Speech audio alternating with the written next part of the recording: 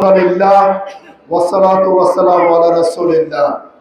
বাংলাদেশ জামাত ইসলামী এবং 10 দলীয় জোটের পক্ষ থেকে আয়োজিত আজকের এই গণমিছিল পূর্ব সমাবেশের সংগ্রামী সভাপতি, উপস্থিত সম্মানিত অতিথিবৃন্দ, সম্মানিত জনপ্রতিনিধিবৃন্দ এবং উপস্থিত আমাদের কক্সবাজার জেলা জামাতের সাংগঠনিক সম্পাদক, বিশিষ্ট জননেতা, সাবেক ছাত্র নেতা জনাব মোহাম্মদ হেদায়েতুল্লাহ, উপস্থিত আছেন বিশিষ্ট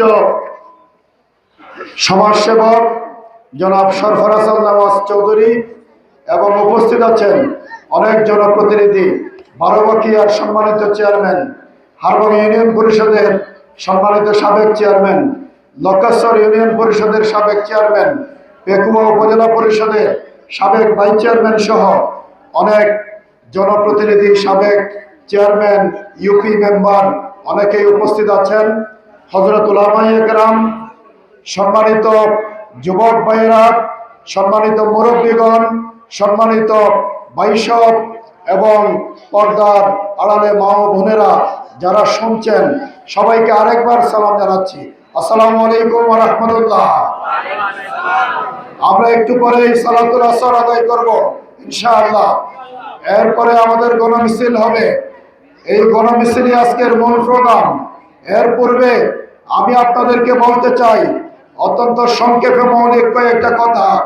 আমাদের এই প্রিয় বাংলাদেশ, আমাদের প্রিয় জন্মভূমি, আমাদের মাতৃভূমি, আমরা আমাদের দেশকে প্রাণের চেয়ে বেশি ভালোবাসি। আমরা আধিপত্যবাদ মুক্ত একটা স্বাধীন সার্বভৌম বাংলাদেশ চাই। আধিপত্যবাদের খপ্পরে আমরা আর বন্দী হতে চাই না। অনেক দল আধিপত্যবাদী শক্তির সাথে লিয়াজু করে, আপোষ করে ক্ষমতায় আসার স্বপ্ন দেখেন।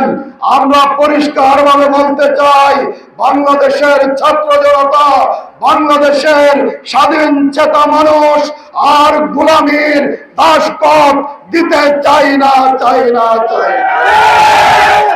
সম্মানিত ভাইরা আমার, আমাদের এই প্রিয় বাংলাদেশ তৃতীয় বৃহত্তম মুসলিম দেশ।